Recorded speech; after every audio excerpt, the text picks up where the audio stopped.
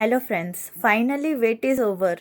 ओ डबल एस तरफ निहाती भाव में तुमने बहुत दिन है अपेक्षा कर एलटीआर टीचर जोड़ा कि पीसीएम टीजीटी साइंस आसी जाइए कैंडिडेट मानकर रोल नंबर सह जो मेन्स रिटन एग्जामिनेशन होता तुमने निजे जाकि चेक कर प्रोविजनाली लिस्टेड होती जो मैंने सबू कैंडिडेट्स से माने सबू डीवी पाई जीवाकू जाउछंती। तो निहाती भाव में सर्टिफिकेट वेरिफिकेशन कथा बहुत ही जल्दी तुमको इंटिमेट कर दिया जिवो। तो अपडेट्स पाइबापी निहाती भाव में www.osc.gov.in रे जाकि चेकआउट करूथुबो। आउ जेमती कि बहुत ही इंपोर्टेंट है कट ऑफ केते जाइछि। तमे देखो टोटल मार्क्स आमर 150 थिला। यूआर कैंडिडेट मानकर कट ऑफ जाइछि 64.75 आ ओमेन मानकर 64 जाइछि, बेसी डिफरेंस नाही।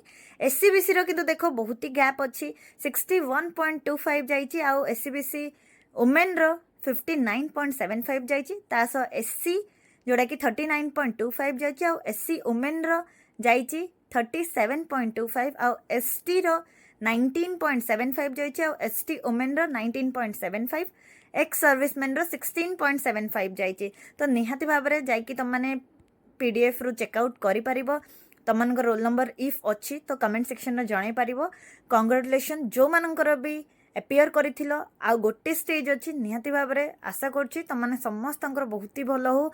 समस्ते गोटे गोटे पोस्ट नहीं कि निहाती भाव में जॉइन कर एज ए एलटीआर टीचर। रही धन्यवाद।